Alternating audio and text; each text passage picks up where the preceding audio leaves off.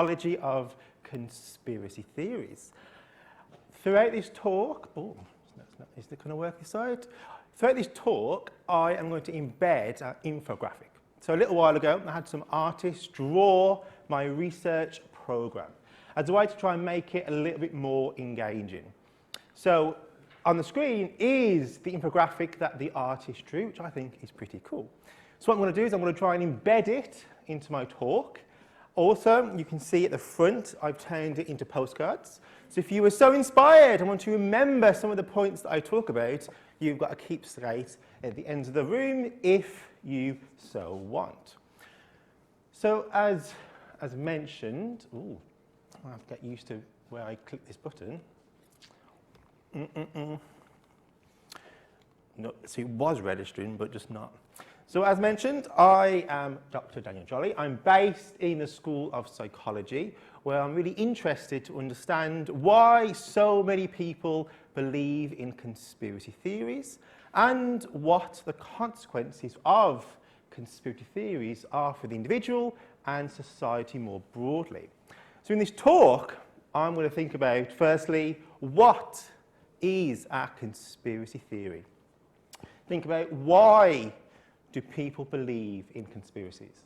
And then, of course, think about what is the harm. And that is 45 minutes, thereabout, hopefully, and then opening up to questions. So I have to come close, so back and forth, unfortunately. So the first question, therefore, is what is a conspiracy theory? Now, I'm sure you have your own ideas of what a conspiracy is. Indeed, in the climate that we're in, I'm sure you either know someone, either yourself, or you've seen conspiratorial narratives. So this is one definition. It's attempts to explain the ultimate causes of events as secret plots by powerful forces rather than overt activities. So here it's got some key ingredients. It's got explaining an event, typically a significant event, where it's something secret, so hidden, where there's a powerful force involved. And it's explaining this event rather than something normal, something more mundane. And I think for me, that kind of has those key ingredients that at least scholars more generally can kind of get on board with. People argue about the wording and how the wording should be structured, but those are some of the key ingredients. And what you find is that almost every significant event has a conspiracy associated. So here we have the moon landing. The idea that it was all just fake, it never actually happened. We've also got conspiracy theories around anti-vaccine. The idea that, it's a hoax, it's a hoax, that it doesn't exist, that data's faked, scientists are lying, doctors are lying. And that climate change is all a hoax. Again, scientists are lying, it's actually not occurring. And these are some popular conspiracies. Now, I'm sorry to mention it already, mention the C word, COVID-19. There has been a whole peripheral of conspiracy theories around this event. A whole range of different theories, from the idea that it was 5G, as shown in the picture from the graffiti, to the idea that Bill Gates is involved, to the idea of China, the whole range of different things to try and explain this chaotic event. And what you find is that conspiracy theory beliefs are reasonably persuasive. So this is one example here. Took of Diana, 20% believing that she was assassinated by the government or the royal family. We've also got here 18% or so believing in the idea that climate change is all just a hoax. And what you find when you ask other theories to do with 9/11, to do with COVID-19, theories kind of come out around this. Some of the more weird and wacky ones to do, let's say, with Paul McCartney being dead or alive, they are more widely endorsed, whereas these ones, 18% or so. But I think it's worth mentioning that conspiracy theories are quite wide-ranging. Often when you may think of a conspiracy theory, you think of it about a government, a powerful government. They're doing shady things.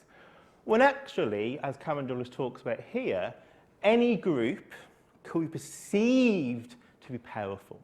If the group is perceived to be threatening, then potentially they could be seen to be conspiratorial.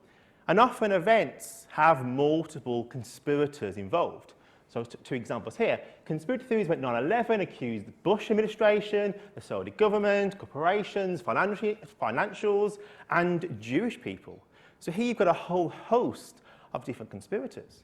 And it's not just those who are seen to be the government, but actually a diversity here, for example, with Jewish people. And so I just wanted to kind of push the point that it's not just the government or even scientists, but rather actually minority group members can be seen to be conspiratorial, particularly if they're seen to be threatening the kind of majority group. So there's conspiracies about Jewish people, about immigrants, about feminists, LGBTQ, a whole host of different minority groups. Now, you may be wondering what's the thing in front, right at the front of the desk. Now, this is what I've called the conspiracy kitchen. So I like to try and bring my science out of my ivory tower, kind of what I'm doing here. And it's the kitchen's very much based around trying to think about what are the ingredients of a conspiracy theory. And we propose that there are 3 key ingredients that need to be in place to make a long-lasting conspiracy. It has to obviously have a protagonist, an actor. Who did it? That person needs to be powerful, or at least perceived powerful. An action. They have to do something. What do they do? And then there has to be a motive. So why did they do what they did? And it's the interaction between these 3 ingredients that can make a long-lasting conspiracy. So what I have in front is a box with different plastic food with different ingredients written on the front. So to take the actor, I have a whole host of different actors. Would you mind pulling out one at random to see what we come up with? Okay, good. We've got a chocolate, which is shop assistants are. Okay. So now we've got an action. What are shop assistants doing? Do you want to just pull out? Okay. So shop assistants are. I pulled the wrong one out. I'll come back to that. It should be this one first. Could you pull one out? Thank you. So shop assistants are designing AI robots because they think they are better than other people. Now, these things do have the ingredient, as in there's a protagonist, there's an action, there's a motive, but it just doesn't make sense. To take the protagonist, a shop assistant, well, they're not seen to be that powerful. I'm sure you agree with that. They're not that powerful. So it just doesn't seem to be a plausible conspiracy. Shall we try again? Do you want to pull one out and see if you can find a better one? I'm only doing 2 of these, so let's hope for the best. What do you have? Okay, immigrants are. Then that is. Okay, do you want to choose? I have them mixed up, but this is an action. Okay, immigrants are designing their own range of hair care products. Okay, okay. Did you want to pick one since before you got to your new seats? Great, you can do it. Alrighty. Just pick a random one. I like Okay. carrots. Go for the carrots. So they're doing it to hide aliens. Again, just doesn't necessarily make sense. Whereas I've picked one out there. Immigrants are seen to be a threatening group. So they are the target of conspiracies. They are plotting an attack. So that is seen to be action. Why they're doing that? To get richer. So this could actually be seen to be a plausible conspiracy. So here you can see actually it can take a bit of back and forth to get the ingredients right. But once the protagonist and the action and the motive seem to come together, then a conspiracy theory is born. So potentially if you're just mindful of the ingredients of a conspiracy, if you were to see these things online, it's not saying you don't necessarily believe in it, but you stop and think. You think, okay, that sounds conspiratorial. Let's go and check it. Let's see what others are saying. Is this true? Or is it just potentially these things coming together. So that will be there at the front. My friend, colleague, will be running the kitchen if you want to give it a go. But that's just giving the ideas of how you make a conspiracy theory.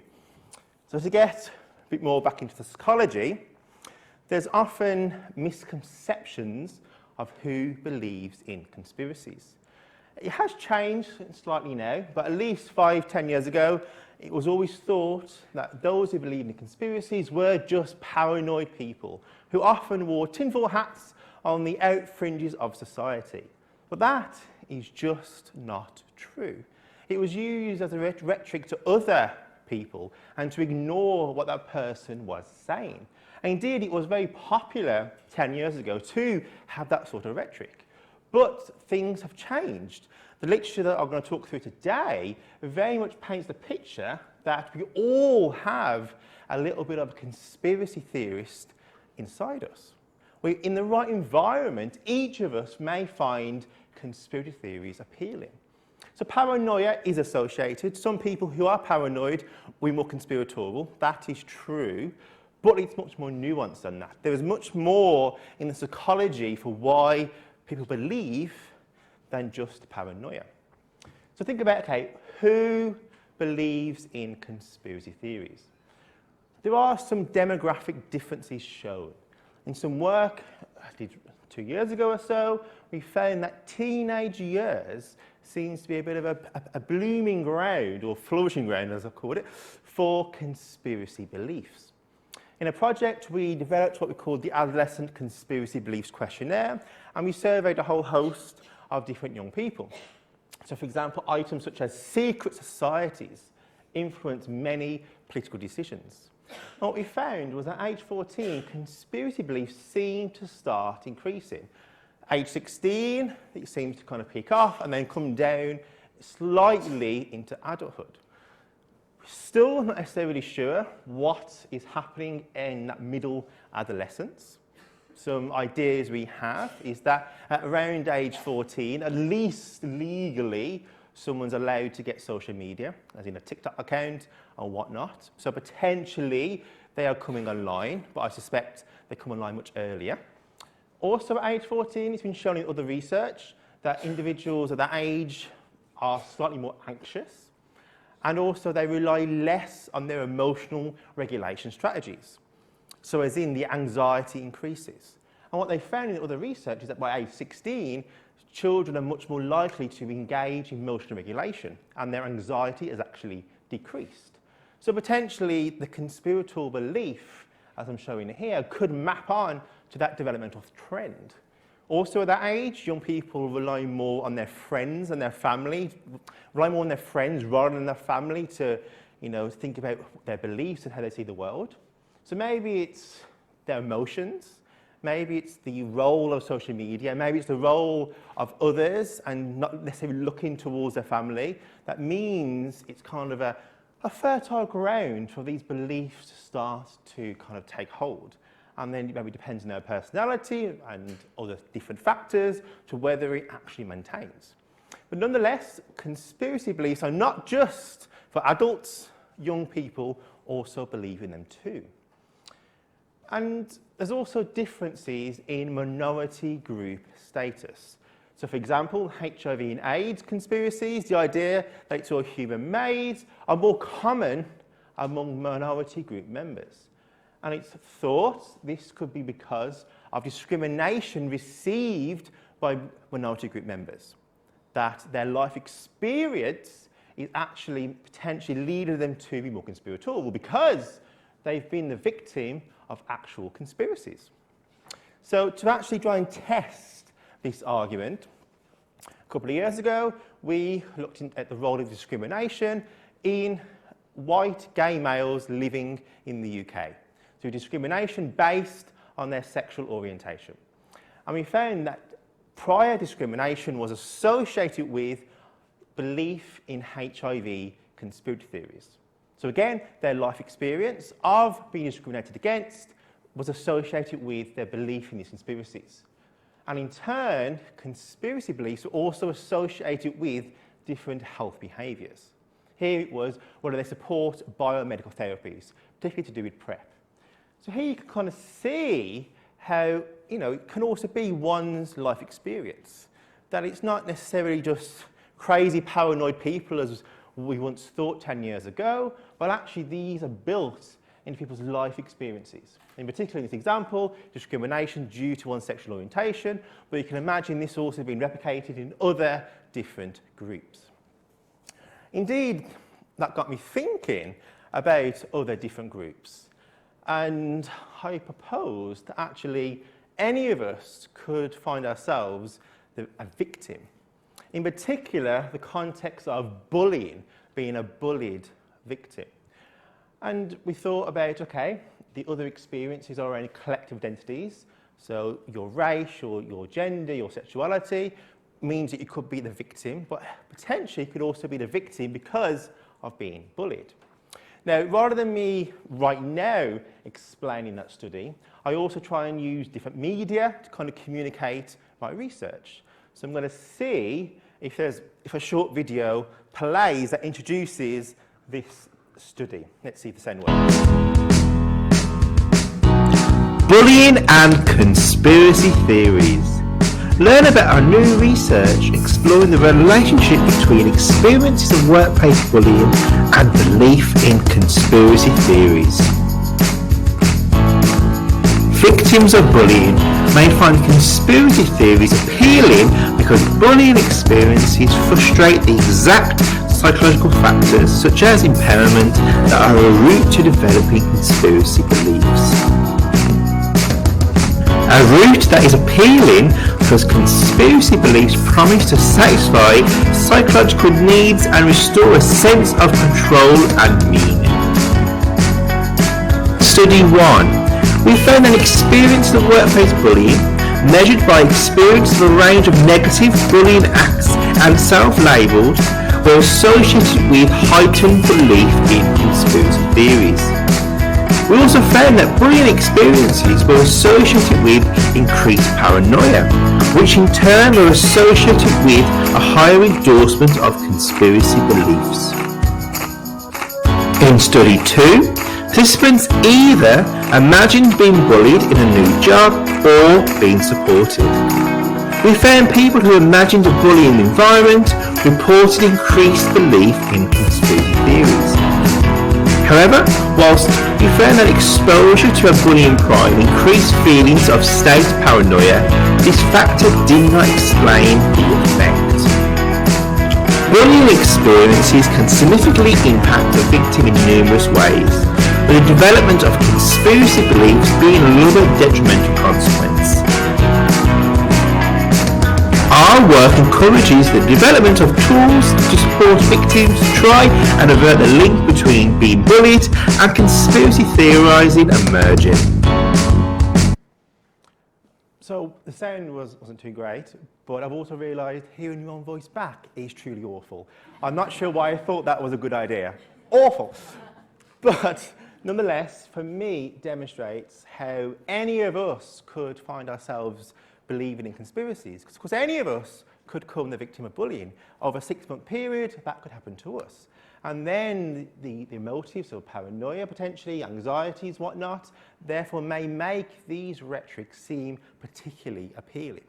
So discrimination actually can be quite broad. It cannot just be based on collective identities. It can also be based around identities such as this. So imagine tonight you're sat at home watching the TV, having the most lovely time. And up comes Sky News with the headline, reports say a plane has crashed into the World Trade Center. I think absolutely awful. I'm just changing the channel. I'm going to try America. You then see another headline, Princess Diana dies in a Paris accident. Gee, right, somewhere else. I'm going back to the BBC. You then find wonderful Boris Johnson letting us all know that libraries, playgrounds are going to be closed. We're about to go into a lockdown.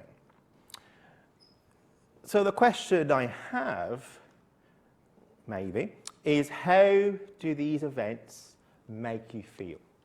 Of course, it's a particularly bad day to have all those three things happen at once, so fair play with that one. But what things would you feel, even just hearing about one of these things in that moment? Anyone want to shout out? Fear. Nice one. Fear. Anyone else want to share what they may feel? Anxiety. Powerless. These are good words. Okay. Anyone else want to share it? Anger. Okay. How did you? Anger and fear. I think those are indeed what we would imagine.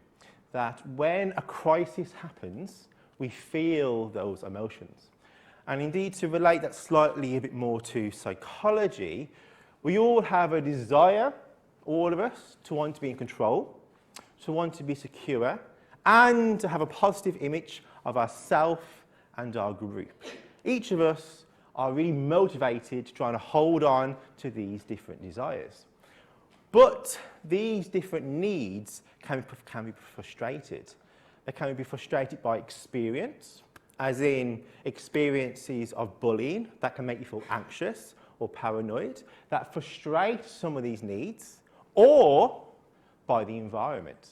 When we go through a moment of crisis, where we feel, as you talked about, you might be angry, okay? You feel anxious, you feel fearful. In a way, you want answers. So often, well, actually often, always, conspiracy theories appear around moments of crisis. Interesting historians have looked across time and they can see peaks with conspiratorial rhetoric around different crises across a whole long period. And it is because the crisis really provokes some of those needs, where we want to feel control, want to feel more secure, and want to have a positive view of ourselves. So when we hear about COVID-19, it made us feel, all of us I'm sure, really particularly anxious. But we were wondering what has happened. And a conspiracy theory offers a reasonably simple solution. It says, this is what's happened. Those are the bad people.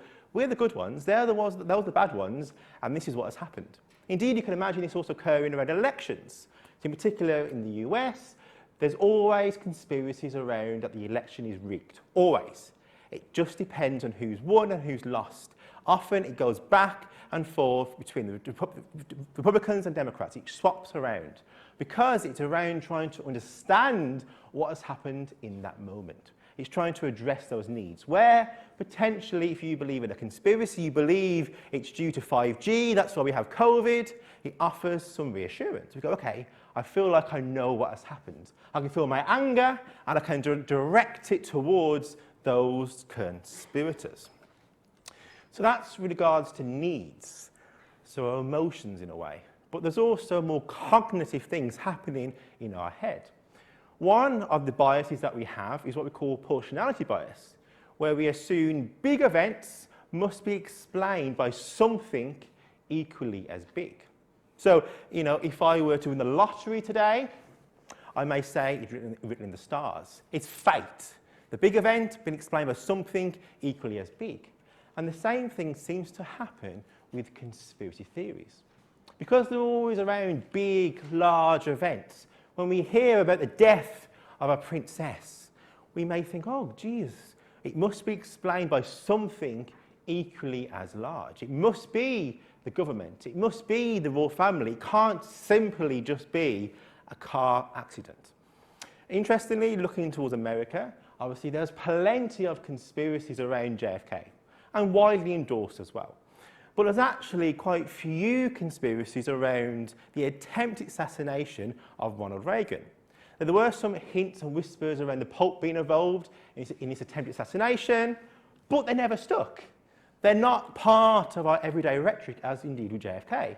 So I imagine if he did die, not to suggest that, but if he did die, I suspect it would be another example of a popular, long-lasting conspiracy. Because this large event happened that must be explained by something equally as big.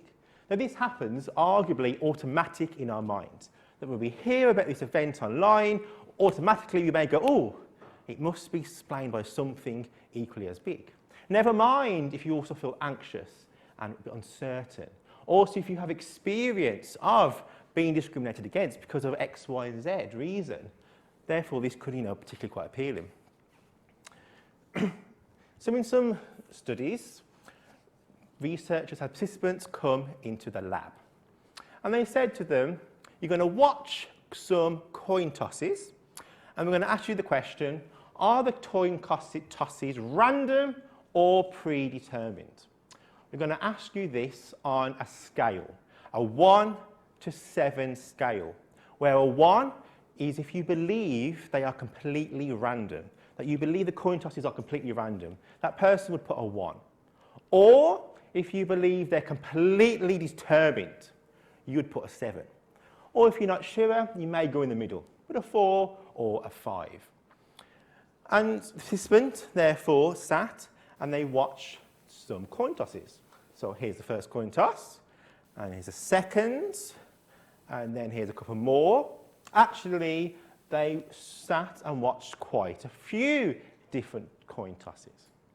Then they're asked the question, are they completely random or are they predetermined?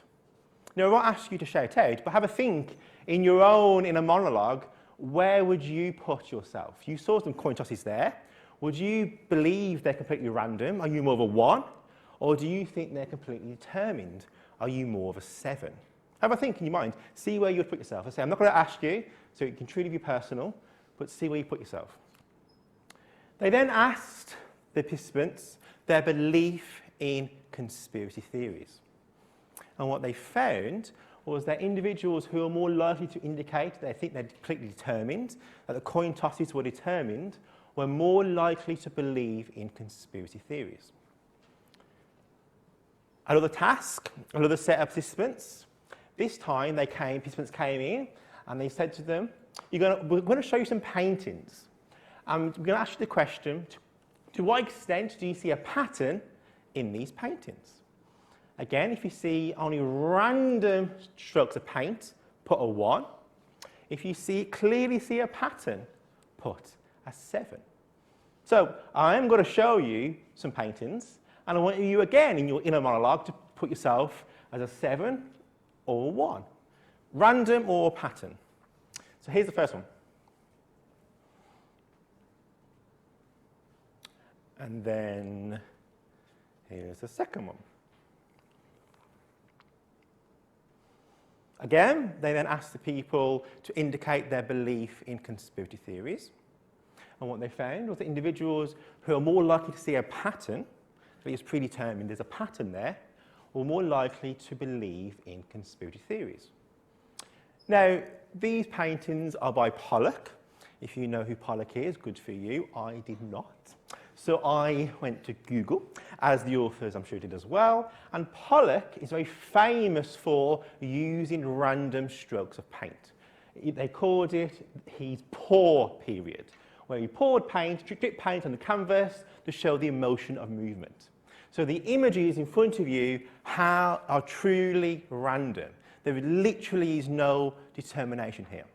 But nonetheless, people who are more conspiratorial are more likely to see a pattern.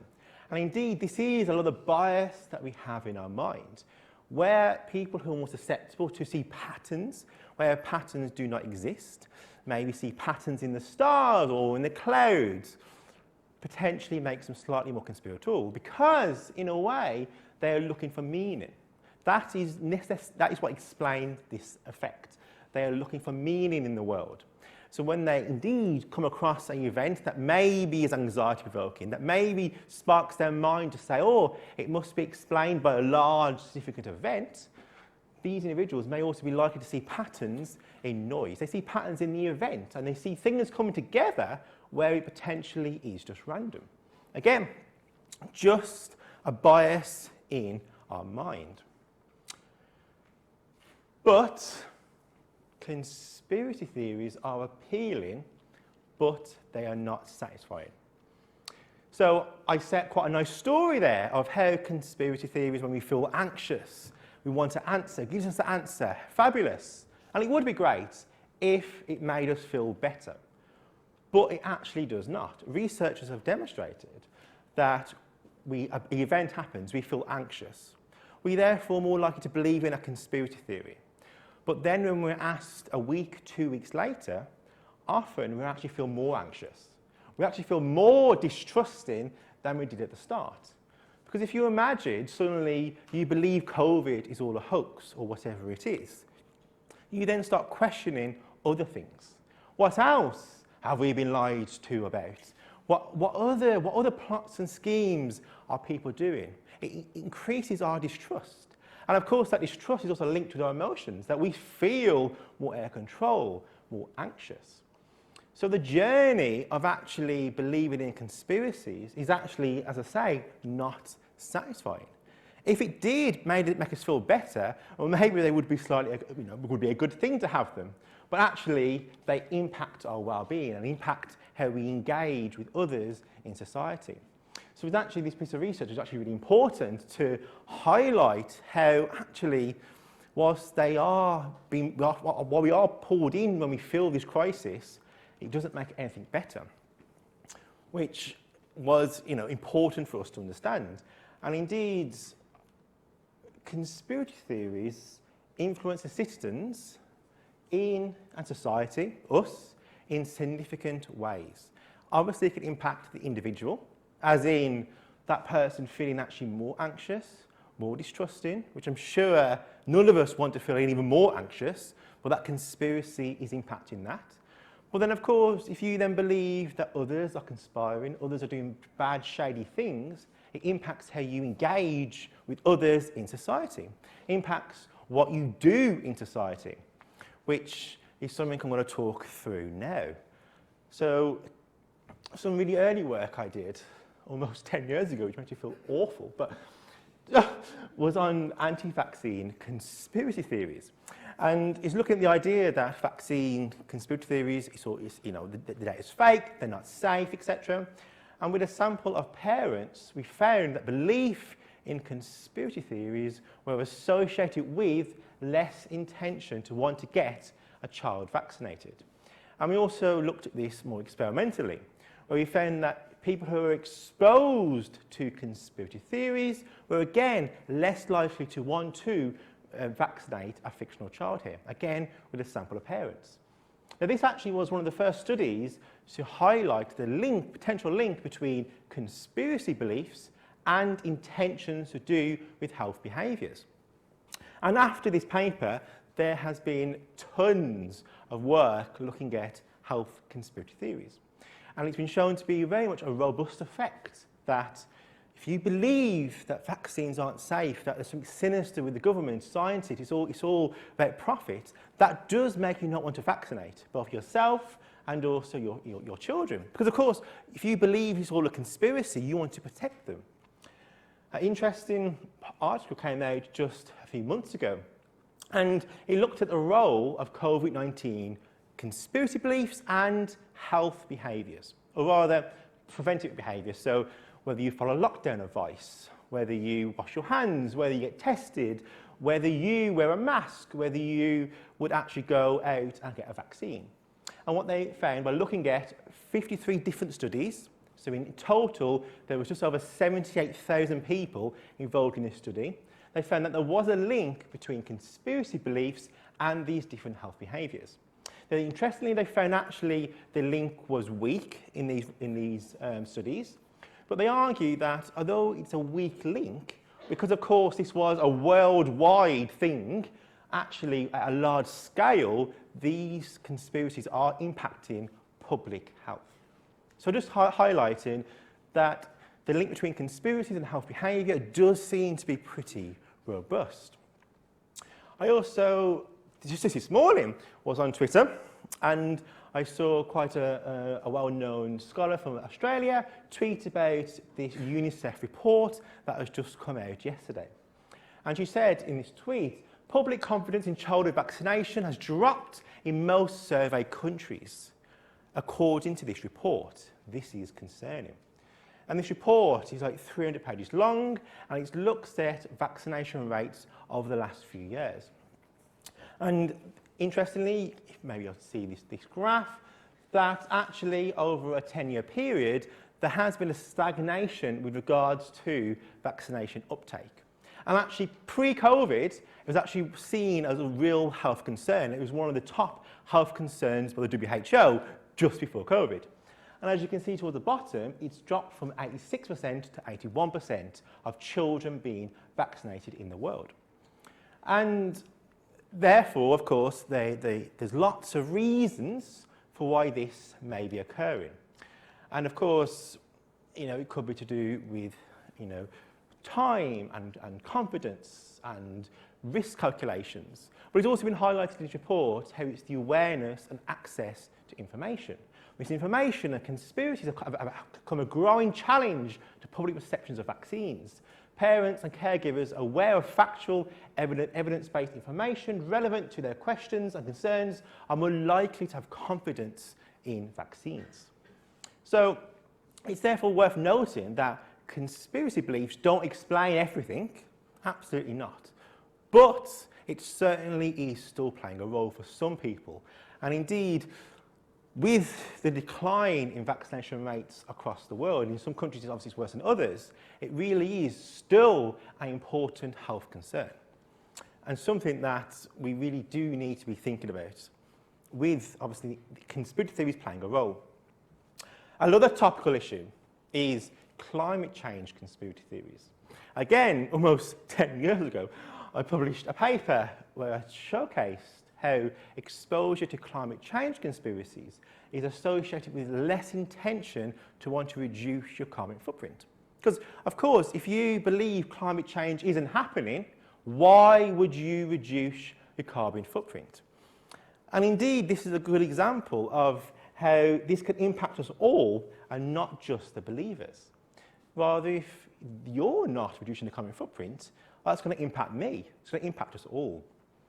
Again, just of interest, a paper was published recently, again looking at a whole host of different studies. Here it was 22 with over 20,000 participants, and they found clear evidence between belief in climate change conspiracies and different pro-environmental behaviour to do with concern, but also intentions and policies of support.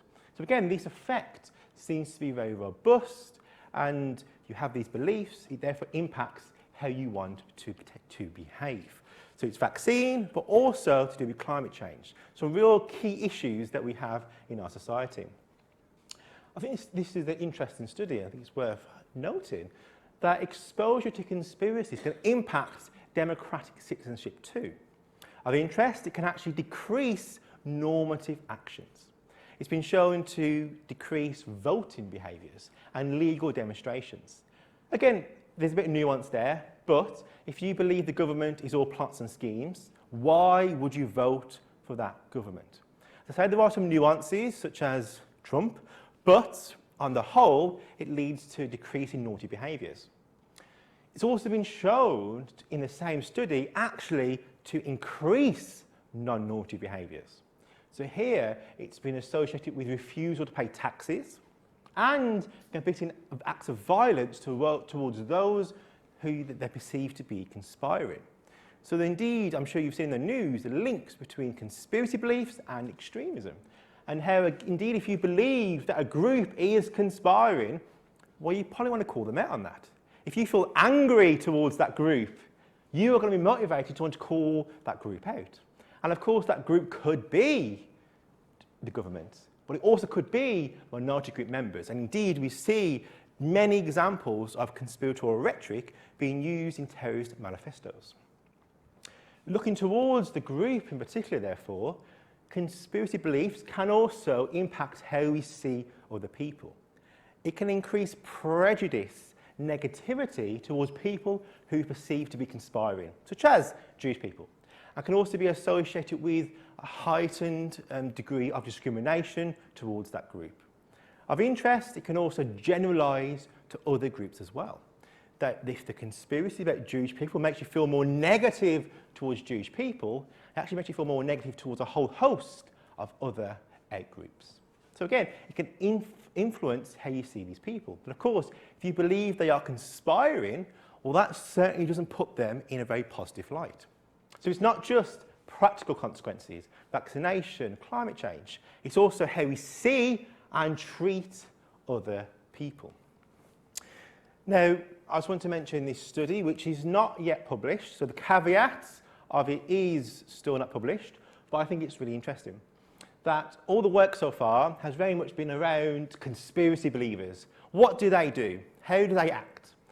But conspiracy beliefs are widely shared on social media. They're widely seen and therefore impact the target of conspiracy theories. So it could be Jewish people, immigrants, LGBT, feminists.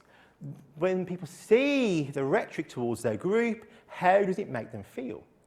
And we found, across a series of studies, that the perceived popularity of conspiracies about your group can make you feel threatened, make you have an emotional reaction, actually feel more anxious and angry.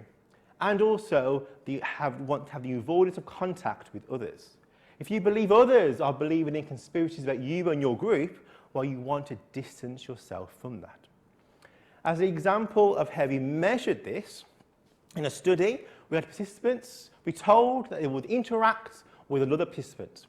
A bit later on in the study, we then said to them, this is all online, we'd now like to join a short chat with someone else to discuss your answers. Be randomly assigned, but you can select a new person if you want. We then said, here are some details. The age and the gender were piped through, which means it was identical to that person. The location was USA, because that's where the participants was based. The difference here was the religion. The religion was Christian. The participants were Jewish participants. So that the Christian here was seen to be an out-group member. We then said, would you like to continue this interaction and to meet this person, or to select a new partner? And what we found was those individuals who believed that conspiracies were popular about their group were more likely to want to select a new partner, to want to avoid contact with that out-group member. So again, it's highlighting how the perception of these beliefs can impact how we feel and potentially how we act. So for me, it's interesting to put the focus on the target of conspiracy. So it's not all about the believers. So the last part I want to talk about is therefore interventions. Interventions to target the consequences of conspiracies are therefore particularly timely. As I see, I've set to the stage that conspiracies are believed for many different reasons. Often, any of us could afford to prey to them, but they can impact how we engage with society.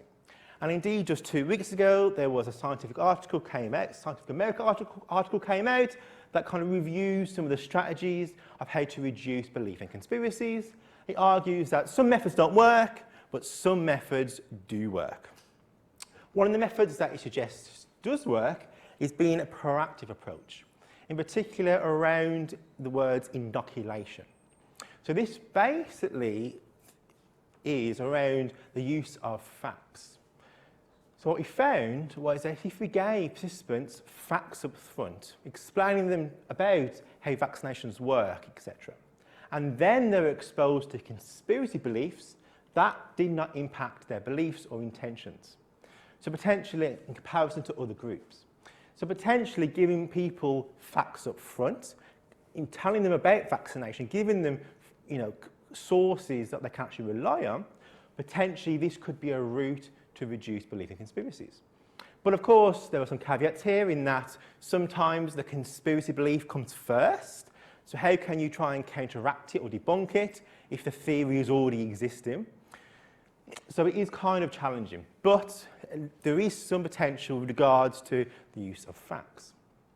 Indeed, some other researchers have highlighted how promoting analytical thinking can reduce belief in conspiracies. So here, it's very much based around digital literacy in a way, i.e. teaching people how to spot shoddy evidence. So thinking about bias, source, how do you check facts? How do you check consensus? In essence, getting people to be more mindful of the information that they shared. Think in this analytical way. Think critically about what they are doing. Also of interest, inducing feelings of control has been shown to reduce belief in conspiracies. So in essence, addressing some of the needs that obviously draw someone to conspiracy theory beliefs. Here, obviously, it was in an experiment, so necessarily translate to the real world. But I think it kind of highlights how if we feel more empowered in society, if we feel that we have a voice that we're listened to in our workplace, in our school, well, that could make us feel more empowered, which therefore may help us resist some conspiracy theory narratives when we find ourselves in a crisis. Some other work with some students, I found that also correcting social norms can be a way to reduce belief in conspiracy theories. Of interest, we found that people who believe in conspiracies often overestimate the amount of beliefs that other people have. They think conspiracies are much more widespread than they actually are. And we found that if we correct that misperception and we say, actually, conspiracy beliefs aren't believed as much as you think, this can reduce their belief in conspiracy theories. So potentially some ways that could be developed. Of course, these are kind of low-scale approaches where we need to spend more time thinking about the psychology before we think about how we could actually apply this to, in essence, the real world. So with some colleagues, we wrote a conversation piece. You can find it online if it's of interest, where we tried to list some concrete steps that potentially you could use when talking to someone in your life who potentially is conspiratorial. Because of course, those conversations are very difficult and hard to have.